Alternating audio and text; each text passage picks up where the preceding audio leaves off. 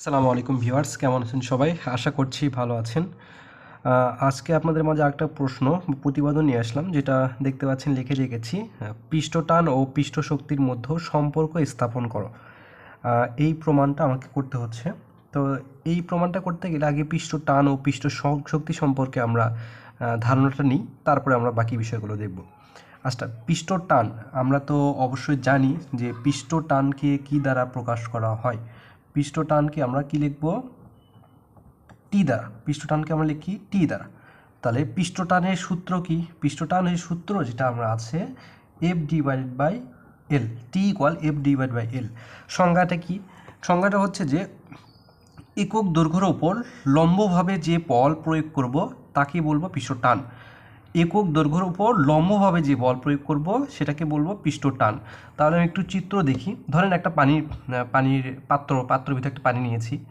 পাত্রের মধ্যে যদি পানি নিই, ধরেন সেখানে আমি একটা কলম ফেলে দিলাম, একটা টিস্যু নিয়ে কলমটা ফেলে দিলাম। তাহলে সেক্ষেত্রে দেখেন ওই পাত্রের ভিতরে আমি যদি কলমটা এইভাবে ফেলে দিই, কলমটা ধরেন এরকম কলমটা আছে, তাহলে কলমটা যদি থাকে তাহলে লম্বভাবে যে বল প্রয়োগ করবে এই পাশ থেকে এবং এই পাশ থেকে লম্বভাবে যে বলটা প্রয়োগ হবে সেটাকে বলবো হচ্ছে যে পৃষ্ঠটান। এবং দেখেন এইখানে কিন্তু দুই পাশেই আমার বলটা প্রয়োগ হচ্ছে, তাহলে অবশ্যই দৈর্ঘ্যটা অবশ্য 2L হবে। এলের জায়গায় কি হবে? 2L। এখানে একটা এল, এখানে একটা এল, তাহলে কি হবে? 2L। তাহলে আমি এখান থেকে একটু এফটা বের করে নিই। এফটা কেন বের করব? আমি পরের পৃষ্ঠ শক্তিতে ডাব্লুর জায়গায় এফের মানটা বসাবো, সেই জন্য এফের মানটা বের করে নিই। আচ্ছা, এখানে কি হবে? এলের জায়গায় 2L, তাহলে আমি এফ ইকুয়াল লিখতে পারি 2TL। এটা আমি 1 নম্বর সমীকরণ দিলাম। এবং পৃষ্ঠ শক্তি কি জানি? তাহলে পৃষ্ঠ শক্তিটা দেখি। পৃষ্ঠ শক্তির সূত্র কি আমরা জানি? পৃষ্ঠ শক্তিকে লিখবো হচ্ছে ই দ্বারা, E equal W by del F. পৃষ্ঠ শক্তির সূত্র, তরলের ক্ষেত্রফলকে একক পরিমাণ বৃদ্ধি করতে, তরলের ক্ষেত্রফলকে একক পরিমাণ বৃদ্ধি করতে যে কাজ করতে হয় তাকে বলবো পৃষ্ঠ শক্তি। আমি একটু দেখি, ধরেন একটা তরলের ক্ষেত্রফল, এটা তরলের ক্ষেত্রফল। এই তরলের ক্ষেত্রফল যদি বৃদ্ধি করি, ধরেন এইদিকে আমি বৃদ্ধি করলাম, এইদিকে বল প্রয়োগ করে আমি বলটা দিলাম এইদিকে, বলটা এইদিকে দিয়ে আমি বৃদ্ধি করলাম। তো বৃদ্ধি কতটুকু? ধরেন বৃদ্ধির পরিমাণটা হয়েছে এইখান থেকে এই পর্যন্ত দূরত্ব হচ্ছে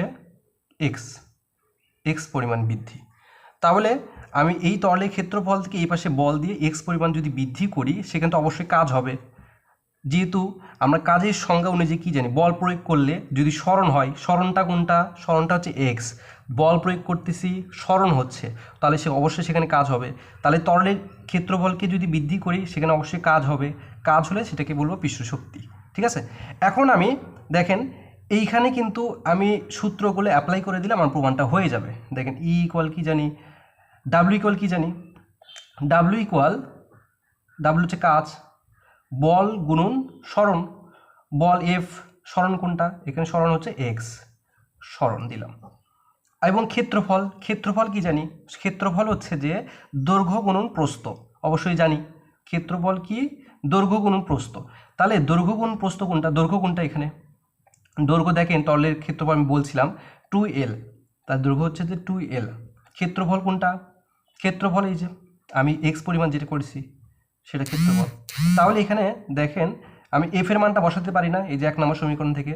তাহলে 1 নম্বর সমীকরণ থেকে যদি এফ এর মানটা বসায় 2TL ইন্টু এক্স, আর নিচে ছিল 2LX, সাইডে লিখবো 1 নম্বর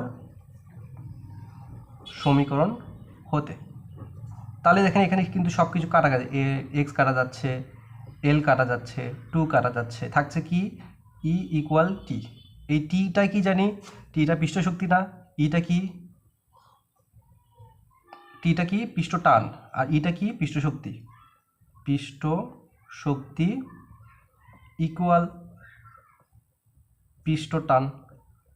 এটা হচ্ছে প্রমাণ, একটা সমান। ওকে, তারপরে যদি কোনো কোশ্চেন থাকে অবশ্যই কমেন্ট করবেন। ধন্যবাদ। আসসালামু আলাইকুম।